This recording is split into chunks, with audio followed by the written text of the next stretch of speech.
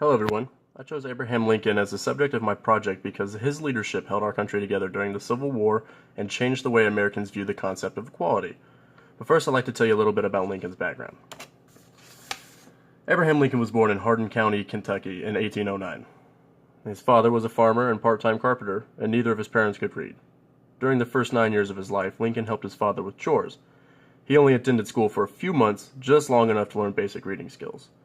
When he was 9, Lincoln's mother died and his father remarried. His stepmother encouraged Lincoln to read and improve himself. Lincoln began borrowing books from neighbors and friends, and soon he began to resent his life in an uneducated farm family. He had a particular resentment for his father, though, who forced Lincoln to work for others and then took the money his son earned. Some biographers believe that this may have contributed to Lincoln's later dislike for slavery. When he was 19, Lincoln and a friend began traveling by boat down the Ohio and Mississippi rivers. During these trips, Lincoln first saw actual slavery. When he was 22, Lincoln left home and settled in New Salem, Illinois. He worked a variety of odd jobs, then joined the militia during the Black Hawk War. He saw no action, though, but Lincoln gained his first elected position as captain of his company. After his stay in the militia, Lincoln began studying math and literature under the local schoolmaster. He loved the works of Shakespeare. He joined a local debate society and gained a passion for politics. Lincoln ran for Illinois legislature in 1832, but lost. He ran again in 1834 and won. While serving in the legislature, Lincoln studied law and gained a law license in 1836. Lincoln remained in the Illinois legislature until 1841. Lincoln next focused on his law career, becoming very successful and highly paid. In 1846, Lincoln was elected to Congress, where he served until 1849. While there, he wrote his first bill for compensated slavery in the District of Columbia. This bill was buried in committee. Lincoln returned to this successful law practice, but began to speak out against slavery after the passage of the Kansas-Nebraska Act of 1854. This act opened the Kansas Territory to slavery.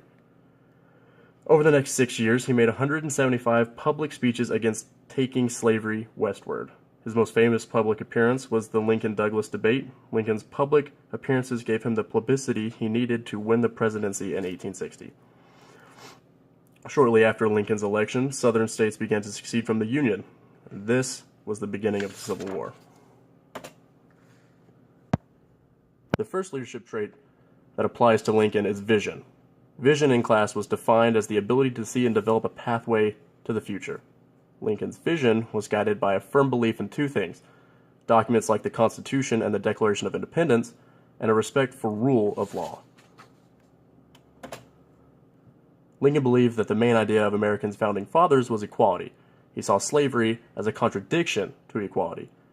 Lincoln interpreted our founding documents as the promise of a right to rise, and every man had a right to work his way up the social and economic ladder. He felt that slaves also had this right. Lincoln saw the Declaration of Independence as a moral covenant between government and citizens. A second element in Lincoln's vision was his belief in the rule of law. Lincoln believed that both nature and men were governed by laws. He felt that everything had a cause. What happened in the past affected the present, and what had happened in the present would affect the future. Lincoln felt it was the duty of every citizen to uphold these laws of the country. Lincoln's belief in the promise of equality he saw in America's founding documents and the importance of the rule of law shaped his vision during the Civil War. Lincoln felt that the secession of the Southern states was a violation of law. He also felt that slavery was a violation of the promise of equality. His vision became reuniting the states into one union that would eventually abolish slavery. Lincoln's vision was also impacted by his ethics. The second leadership trait that applies to Lincoln is ethics. Lincoln is often called Honest Abe, but his ethics included more than just honesty. Lincoln's life was governed by a strong set of rules he followed himself and also promoted in many others. Lincoln practiced moral integrity, the ability to hold oneself to consistent moral and ethic standards. An example of this comes from from his young adulthood when he was co-owner of a grocery business. His partner died, leaving the business in heavy debt. Lincoln worked long and hard to pay off his own share of the debt, but also paid the debt of his deceased partner. A second element of Lincoln's ethics was the respect for all human life. As commander-in-chief, Lincoln had the final say in court-martial cases. He decided whether the punishment would be pardon, postponement, prison, or even death. In every case he reviewed, Lincoln always leaned towards mercy. Lincoln felt that carrying out many of the sentences was the same as wholesale butchery. Lincoln's ethics could be complex. Often his vision clashed with his legal duties. Lincoln communicated his vision in terms of its legal limits. For example, when slaves joined the Union Army, there was no legal basis for freeing them and their families after the war. Lincoln overcame this legal difficulty by defining their service as a contract between the slave soldiers and government to guarantee their freedom. Lincoln strongly believed in freedom, but he knew it had to be achieved within the limits of law. The final trait I'd like to credit to Lincoln is his intelligence. Lincoln showed high levels of IQ, emotional intelligence, and social intelligence. Although Lincoln had little formal education, he had a strong sense of self-realization that led him to read and study on his own.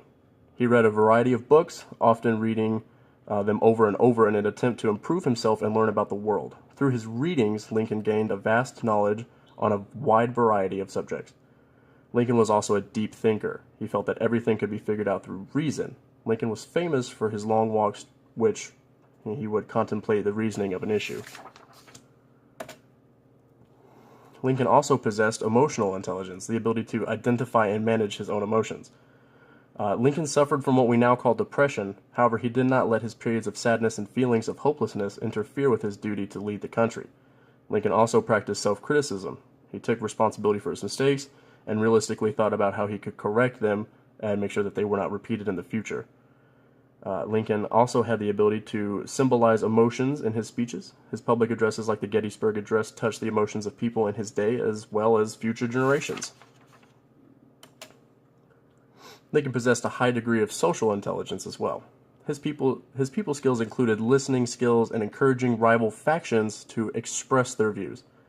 Lincoln built an unusual presidential cabinet of advisors. He gathered people with conflicting views and allowed them to debate the merit of their ideas.